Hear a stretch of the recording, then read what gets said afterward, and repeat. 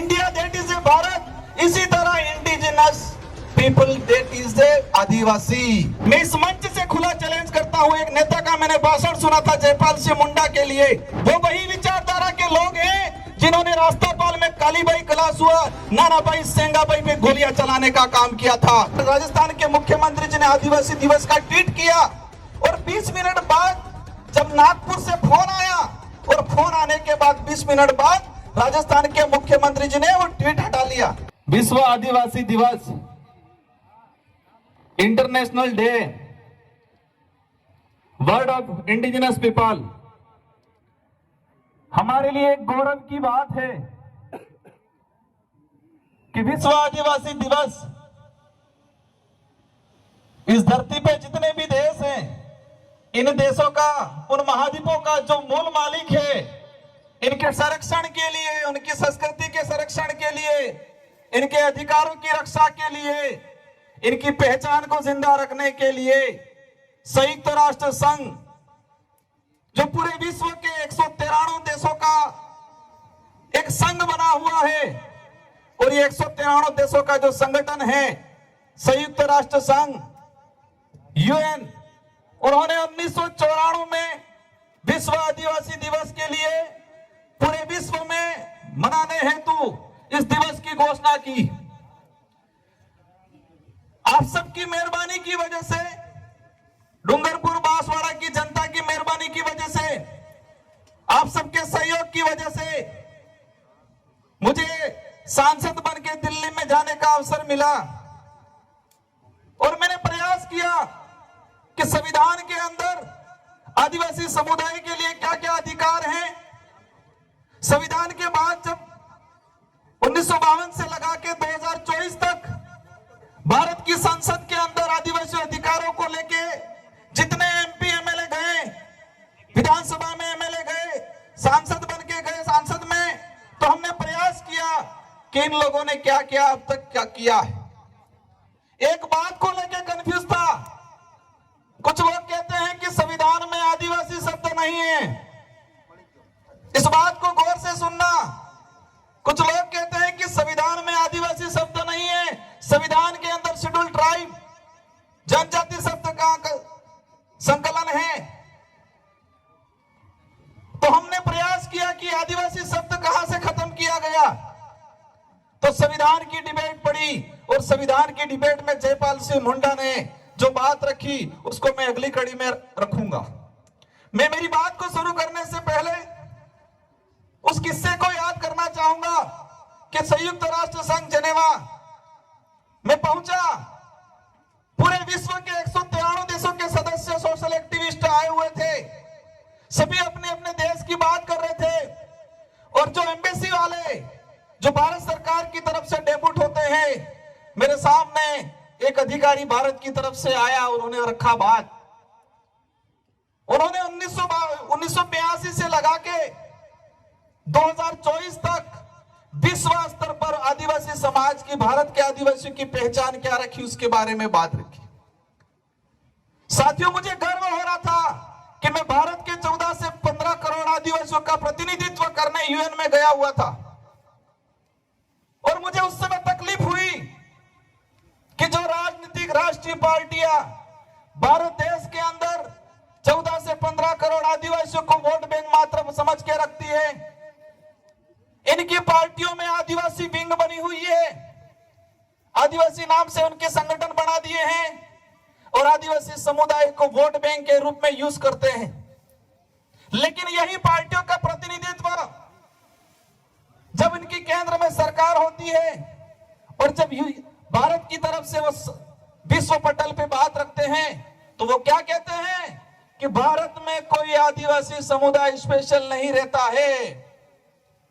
यही राजनीतिक पार्टी वाले केंद्र में सत्ता 1982 से लगा के 2024-25 तक और 2026 तक ये रखते हैं कि भारत में स्पेशल इंडिजिनस पीपल नहीं रहते।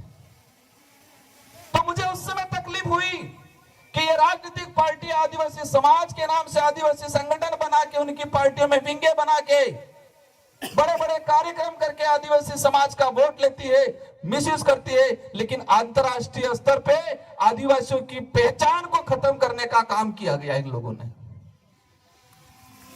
इस बात को भी हमें गंभीरता समझना है कि आदिवासी शब्द को लेके हमारे समाज के लोगों में हीन भावना डालने का काम किया था इन लोगों ने। आजादी के बाद जब बात आती थी हमारे समाज के आइडेंटिटी को लेके, तो एक भावना डाल ली थी, आदिवासी मतलब कमजोर, पिछड़ा हुआ, अपने आप में हीन भावना प्रकट हुई। और ये हीन भावना जब गांवों से व्यक्ति शहर में गया तो अपने आप को आदिवासी कहने में शर्माता था। इस विचारधारा की बदौलत जो आज से 5 साल 10 साल पहले हमारे इस क्षेत्र का भाई अपने आप को आदिवासी कहने से कतराता था, डरता था, हिचकिचाता था, आज गर्व से कहता है कि मैं आदिवासी हूं। यह उपलब्धि हुई है इस विचारधारा की। कुछ लोग कहते हैं क्या किया, क्या हुआ? जिस समाज के अस्तित्व को खत्म करने का काम किया था, जिस समाज की पहचान को मिटाने का काम किया था, उस समाज को आत्मनिर्भर बनाने का, उस समाज को गर्व से अपने आप को आदिवासी कहने का अधिकार दिलाने का, उनके अंदर हौसला पैदा करने का काम किया इस विचारधारा। जब संयुक्त राष्ट्र के अंदर देखा गया 1982 में, मेरा जन्म तो 1992 का है, मेरे जन्म से 10 साल पहले जब भारत सरकार का प्रतिनिधित्व गया, उन्होंने कहा कि भारत में कोई इंडिजिनस पीपल नहीं रहता है। 1979 के अंदर विश्व पटल पे आईएलओ कन्वेंशन 159 पास हुआ, तो भारत सरकार ने साइन नहीं किए। आईएलओ कन्वेंशन 169 क्या है? पहली बार सुना होगा आपने। इंटरनेशनल लेबर जो ग्रुप बना था, अंतरराष्ट्रीय श्रम संगठन, इसमें यह प्रावधान था कि विश्व में किसी भी देश पे जो आदिवासी समुदाय पारंपरिक रूप पे जिस जमीन पे रह रहा है, उस जमीन का मालिकाना अधिकार उस आदिवासी परिवार को मिलना चाहिए। ये उस कानून में था। उस कानून में यह प्रावधान था, जो आईएलओ कन्वेंशन 169 जो है, कि आदिवासी इलाके में आपको खनन करना है, कोई भी देश की सरकारें तो आदिवासी इलाके में अगर खनन करती है तो इनको खनन करने से पहले उन लोगों से अनुमति लेनी होगी। वही 5वीं अनुसूची 6वीं अनुसूची में भी प्रावधान है और पैसा एक्ट में भी प्रावधान है, लेकिन भारत सरकार ने साइन नहीं किए कि हम साइन नहीं करते। बड़े तकलीफ की बात है कि 1994 में विश्व आदिवासी दिवस घोषित हुआ और हम सबको पता चला आज 5 से 10 साल पहले। और आज कुछ लोग कह रहे हैं कि वो यूएनओ का आदिवासी मामला अलग है और हमारा यहाँ का मामला अलग है। जो लोग कहते हैं कि इंडिजिनस का अर्थ अलग है और आदिवासी का अर्थ अलग है, मैं एक बात बताना चाहूंगा, हमारे देश का नाम क्या है? हमारे देश का क्या नाम है? संवैधानिक कॉन्स्टिट्यूशन में सबसे ज्यादा जो विवरण दिया गया है, उल्लेख किया गया है इंडिया, और उसमें यह बता दिया गया है कि India that is a Bharat, या Bharat that is a India. मतलब भारत है वही इंडिया है, इंडिया है वही भारत है। और एक तीसरा नाम प्रचलन में हो रहा है हमारे देश का, वो क्या नाम है? सभी राजनीतिक पार्टियां बड़े बड़े मंचों से कहती है संविधान के अंदर मुख्य रूप से इंडिया और इंडिया के बाद Bharat, Bharat that is a India या India that is a Bharat का उल्लेख है। और तीसरा हमारे देश का नाम है, हम तो नहीं लेते, बहुत कम लेते, क्योंकि हम संविधान को मानते। बाबा साहब अंबेडकर, जयपाल सिंह मुंडा ने जो संविधान लिखा है उसकी पालना करते। तीसरा नाम का उल्लेख क्या होता है? हिंदुस्तान। आवाजाही। मतलब हमारे भारत देश के संवैधानिक 2 नाम है, भारत और इंडिया, और तीसरा प्रचलन में जो आ रहा है और ला रहे हैं वो हिंदुस्तान। आदिवासी शब्द के लिए आप कहते हो कि संविधान में उसका उल्लेख नहीं है, तो क्या हिंदुस्तान शब्द का उल्लेख संविधान में है? भारत का जो संविधान है उसमें क्या हिंदुस्तान का उल्लेख है? अगर भारत के संविधान में उल्लेख हिंदुस्तान का नहीं है तो आप हिंदुस्तान शब्द के लिए बोल सकते हो, हमें कोई तकलीफ नहीं है, लेकिन हम आदिवासी शब्द बोलेंगे तो आपको तकलीफ नहीं होनी चाहिए। जिस तरह Bharat that is India, India that is a Bharat, इसी तरह indigenous people that is a आदिवासी,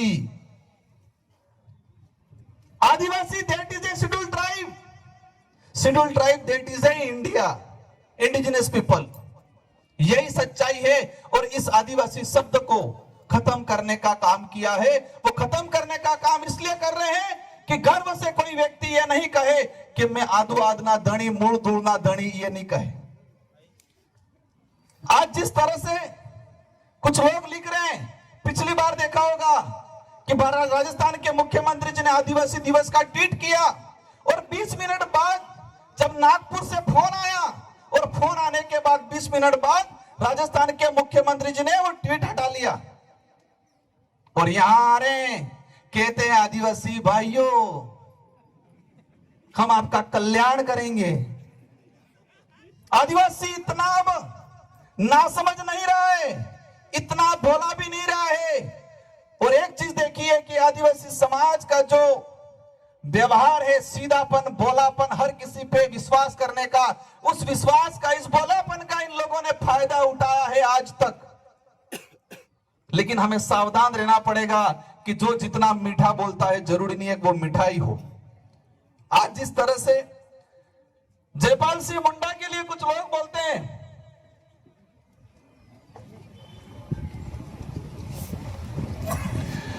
आज जिस तरह से जयपाल सिंह मुंडा, मैं एक बात बताना चाहूंगा, भारत का देश के संविधान निर्माण में बाबा साहब अंबेडकर जो आदिवासी दलित पिछड़ों के अधिकारों के लिए, समानता के लिए, इस देश में स्वतंत्रता के लिए जो प्रावधान किए, और विशेषकर जयपाल सिंह मुंडा जिन्होंने विशेषकर आदिवासी समाज के हक अधिकारों के लिए, उनकी पहचान के लिए संविधान सभा में अगर मजबूत पैरवी नहीं की होती तो जो आदिवासी दलित समुदाय आज अधिकारी बन के, नेता बन के, टाई पहन के, सूट बूट लगा के और टाई बेल्ट पहन के घूम रहा है, अगर वो जयपाल सिंह मुंडा और अंबेडकर साहब नहीं होते तो आज उनके आगे तो हांडी होती और पीछे झाड़ू लगाया हुआ होता।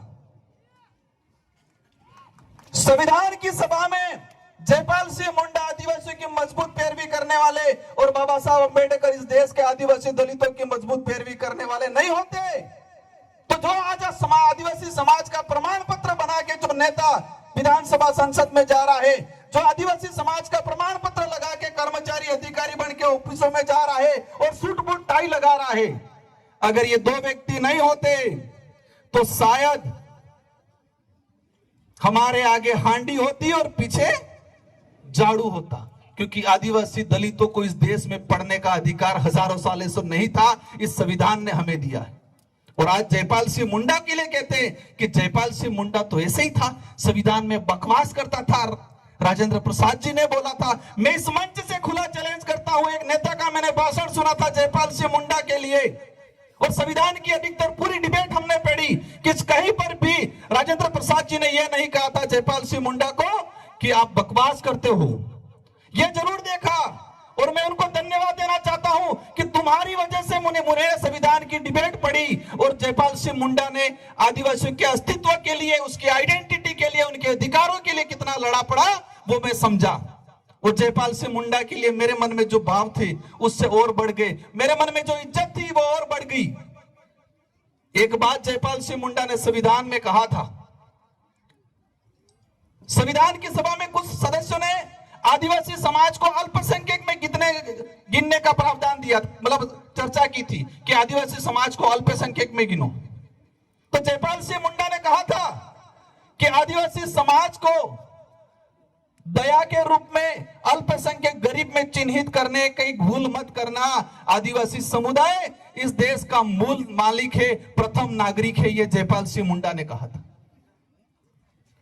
साथियों, बड़े दुर्भाग्य की बात है कि हमको 5000 साल पुरानी काल्पनिक एक एक बात बताई, लेकिन 50 साल पहले की, 100 साल पहले का, 200 साल पहले का इतिहास हमको नहीं बताया इन लोगों ने।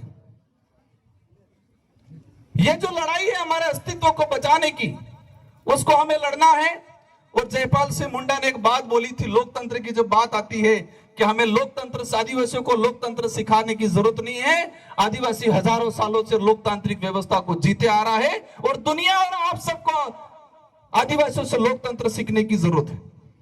साथियों, जिस तरीके से हम आज देख रहे हैं, और मैंने एक बात पे गौर किया, एक ऐसी विचारधारा है इस देश के अंदर, और वो विचारधारा आदिवासी हो, दलित हो, किसी भी वर्ग का गरीब व्यक्ति है, किसी भी समाज का जो मानवता में विश्वास करता है, वैज्ञानिक दृष्टिकोण रखता है, उन सबके लिए घातक है।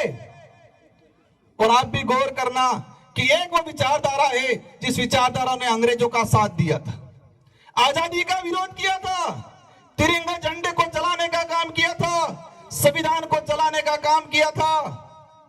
और तिरंगा झंडे को, उनके जो मुख्यालय थे, उन मुख्यालयों पे 25 साल तक तिरंगा झंडे को नहीं फहराया था। और आज तिरंगा झंडा घर घर बांट रहे हैं, आज घर घर बांट रहे हैं। वो वही विचारधारा है जो जयपाल सिंह मुंडा को बदनाम करती है, वो वही विचारधारा है जो संविधान की पुस्तक को जलाने का काम करती है, और वो वही विचारधारा है जिसने संत सुरमाल महाराज की भक्ति को खत्म करने का काम किया है। वो वही विचारधारा के लोग हैं जिन्होंने रास्तापाल में कालीबाई कलासुआ, नानाभाई सेंगाबाई पे गोलियां चलाने का काम किया था। वो वही विचारधारा है जिस विचारधारा ने गोविंद गुरु के महाराज के नेतृत्व मानगढ़ में हमारा आंदोलन हुआ, बिलराज कायम करने को, उसको खदेड़ने में सहयोग करने का काम किया। और वो वही विचारधारा है जो आज आजाद भारत में आदिवासी शब्द को खत्म करने की काम कर रही। उस विचारधारा के कुछ नेता बोलते हैं कि ऐसे हो जाएगा, वैसे हो जाएगा। तो जयपाल सिंह मुंडा ने संविधान सभा में एक बात और बोली थी नेताओं के लिए, भविष्य में आज जो पनपे हैं उनके लिए। क्या बोला था कि आदिवासी समुदाय को विशेष सुरक्षा की आवश्यकता नहीं है। भविष्य में आदिवासी समाज को भविष्य में जो मंत्री और नेता बनेंगे, जो भ्रष्ट नेता और मानसिक गुलामी की जंजीरों में जकड़े हुए जो नेता बनेंगे, इन नेताओं से आदिवासी समुदाय को सुरक्षित रखने की जरूरत है। ये बात बोली थी जो आज हमें प्रतीत हो रही है। कौन कौन खतरा मंडरा रहा है? साथियों, मैं अंतिम एक टॉपिक पे बात करके मेरी बात को समाप्त करना चाहूंगा कि मानगढ़ का जो इतिहास बिलराज कायम करने का, 1913 में 1500 हमारे भाई मर गए, और इसी इतिहास को खत्म करने का काम एक नेता ने किया, पत्र लिख के, और हमारी राजस्थान पाठ्यक्रम की पुस्तक से उस इतिहास को हटाने का काम किया। साथियों, ये जो लड़ाई है, उस लड़ाई को हम कलम और कागज से लड़ना पड़ेगा। एक दौर चढ़ा था लड़ाई का, आजादी से पहले आक्रमणकारी हथियार लेके आए, हमारे पूर्वजों ने हथियार से उनका मुकाबला किया। आजादी के बाद फिर प्रचलन चला कि जौर चटलू बोले एटलो इनो साले फला कहता कि बोले इन्हें बोगड़े विषय नहीं बोले इन्हें गौ पड़ जा रही। अब दौर आ गया है, कलम और कागज से हम पे आक्रमण हो रहा है, कागजों में मारा जा रहा है। कुछ लोग कहते हैं एट्रोसिटी, छुआछूत खत्म हो गया। बिल्कुल टचेबेली जगह था वो खत्म हो गया, कागजों और कलम का खत्म नहीं हुआ है। कुछ लोग रहे ऐसे। इस आदिवासी इलाके में रहने वाले प्रत्येक वर्ग का हम सम्मान करते हैं, और कई लोग हमारे साथ जुड़े हुए हैं जो वैज्ञानिक दृष्टिकोण रखते हैं, जो मानवता में विश्वास रखते हैं, लेकिन जो मनुस्मृति को फॉलो करते हैं वो आज भी ऊंच नीच की भावना रखते हैं। हम चाहते हैं इस इलाके में रहने वाला प्रत्येक वर्ग वैज्ञानिक दृष्टिकोण और मानव को इंसान समझे, समान समझे। उस भावना से हमको मिलजुल के रहना है। और गोविंद गुरु महाराज का, संत सुरमाल महाराज का, हमारा पुरखों का जो बिल प्रदेश कायम करने का जो सपना था, उसको पूरा करना है अपन सबको मिलके। और बिल प्रदेश कोई हमारी अकेले की लड़ाई नहीं है, मेरे अकेले की, अपने अकेले की नहीं है। इस लड़ाई को लेके कई नेताओं ने, पूर्व में भाजपा के भी थे, बीजेपी के थे, उन्होंने भी उठाया। नंदलाल जी को याद करना चाहूंगा, उन्होंने उठाया। दिलीप सिंह पुरिया मध्य प्रदेश, उन्होंने उठाया। सोमजी भाई डामोर गुजरात के थे, 4 से 5 बार के सांसद थे, उन्होंने बिल प्रदेश की लड़ाई को लेकर बात रखी। इसलिए इस लड़ाई को हम सबको मिलकर लड़ना है। अंतिम कहना चाहूंगा, आपको क्या करना है? हमारे बच्चों को पढ़ाना है, अच्छी शिक्षा देनी है। मैं समझ रहा हूं आज आदिवासी इलाके में स्कूलों के हालात खराब हैं, भवन नहीं है, टीचर नहीं है, वो जो टीचर पढ़ा रहा था उन सबको ट्रांसफर करने का काम किया है। हम कोशिश करेंगे, हम जनप्रतिनिधि है, लेकिन फिर भी विपरीत परिस्थिति में आप सबको मिलकर हमारे बच्चों को पढ़ाना है, नशे पत्ते से दूर रखना है। बाकी ये चीजें नहीं करेंगे तो हम गर्त में चले जाएंगे। इन्हीं शब्दों के साथ आप सबको धन्यवाद, आभार।